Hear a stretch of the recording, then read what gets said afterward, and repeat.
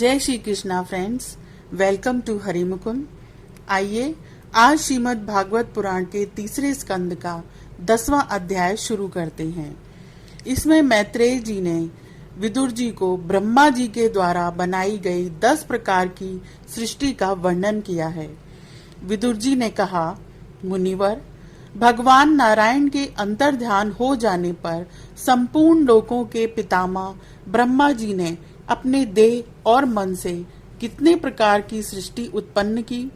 भगवान, इनके सिवा मैंने आपसे और जो बातें पूछी हैं उन सब का भी वर्णन कीजिए और मेरे सब संशयों को दूर कीजिए, क्योंकि आप सभी बहुज्ञों में श्रेष्ठ हैं। सूत जी कहते हैं, शौनक जी, विदुर जी के इस प्रकार पूछने पर मुनिवर मैत्रेय जी बड़े प्रसन्न हुए और अपने हृदय में स्थित उन प्रश्नों का इस प्रकार उत्तर देने लगे। मैत्रेय जी ने कहा, अजन्मा भगवान श्री हरि ने जैसा कहा था, ब्रह्मा जी ने भी उसी प्रकार चित्त को अपने आत्मा श्री नारायण में लगाकर 100 दिव्य वर्षों तक तप किया। ब्रह्मा जी ने देखा कि प्रलयकालीन प्रबल वायु के झकोरों से जिससे वे उत्पन्न हुए हैं तथा जिस पर वे बैठे हुए हैं वह कमल तथा जल कांप रहे हैं। प्रबल तपस्या एवं हृदय में स्थित आत्मज्ञान से उनका विज्ञान बल बढ़ गया और उन्होंने जल के साथ वायु को पी लिया। फिर जिस पर स्वयं बैठे हुए थे उस आकाश व्यापी कमल को देखकर उन्होंने विचार किया कि पूर्व कल्प में लीन हुए लोकों को मैं इसी से रचूंगा। तब भगवान के द्वारा सृष्टि कार्य में नियुक्त ब्रह्मा जी ने उस कमल कोश में प्रवेश किया और उस एक के ही भुः भुवः स्वः ये 3 भाग किए। यद्यपि यह कमल इतना बड़ा था कि उसके 14 भुवन या इससे भी अधिक लोकों में रूप में विभाग किए जा सकते थे। जीवों के भोग स्थान के रूप में इन्हीं 3 लोकों का शास्त्रों में वर्णन हुआ है। जो निष्काम कर्म करने वाले हैं उन्हें मह, तपः, जनः और सत्य लोक रूप ब्रह्म लोक की प्राप्ति होती है। विदुर जी ने कहा, ब्राह्मण, आपने अद्भुत कर्मा विश्व रूप श्री हरि की जिस काल नामक शक्ति की बात कही थी, प्रभु उसका कृपया विस्तार पूर्वक वर्णन करें। श्री मैत्रेय जी ने कहा, विषयों का रूपांतर ही काल का आकार है। स्वयं तो वह निर्विशेष, अनादि और अनंत है। उसी को निमित्त बनाकर भगवान खेल खेल में अपने आप को ही सृष्टि के रूप में प्रकट कर देते हैं। पहले यह सारा विश्व भगवान की माया से लीन होकर ब्रह्म रूप से स्थित था। उसी को अव्यक्त मूर्ति काल के द्वारा भगवान ने पुनः पृथक रूप से प्रकट किया है। यह जगत जैसा अब है वैसा ही पहले था और भविष्य में भी वैसा ही रहेगा। इसकी सृष्टि 9 प्रकार की होती है तथा प्राकृत वैकृत भेद से एक 10वीं सृष्टि और भी है और इसका प्रलय काल द्रव्य तथा गुणों के द्वारा 3 प्रकार से होता है। अब पहले मैं 10 प्रकार की सृष्टि का वर्णन करता हूँ। पहली सृष्टि महतत्व की है। भगवान की प्रेरणा से सत्वादी गुणों में विषमता होना ही इसका स्वरूप है।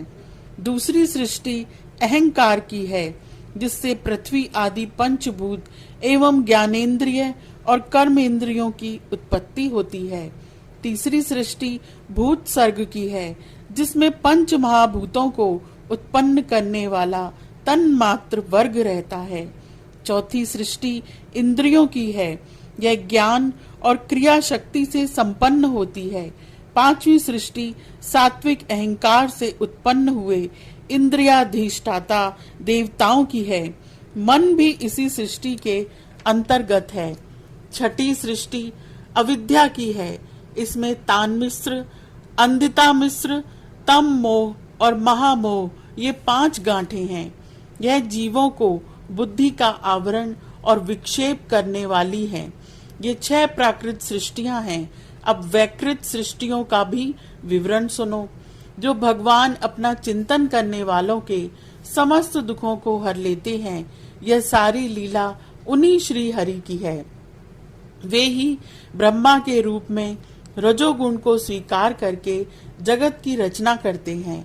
6 प्रकार की प्राकृत सृष्टियों के बाद 7वीं प्रधान वैकृत सृष्टि इन 6 प्रकार के स्थावर वृक्षों की होती है। वनस्पति, औषधि, लता, विरुद्ध और द्रुम, इनका संचार नीचे जड़ से ऊपर की ओर होता है। इनमें प्रायः ज्ञान शक्ति प्रकट नहीं रहती। ये भीतर ही भीतर केवल स्पर्श का अनुभव करते हैं तथा इनमें से प्रत्येक में कोई विशेष गुण रहता है। 8वीं सृष्टि पशु पक्षियों की है। वह 28 प्रकार की मानी जाती है। इनमें काल का ज्ञान नहीं होता। तमोगुण की अधिकता के कारण ये केवल खाना पीना सोना आदि ही जानते हैं। इन्हें सूंघने मात्र से वस्तुओं का ज्ञान हो जाता है। इनमें हृदय में विचार शक्ति या दूरदर्शिता नहीं होती।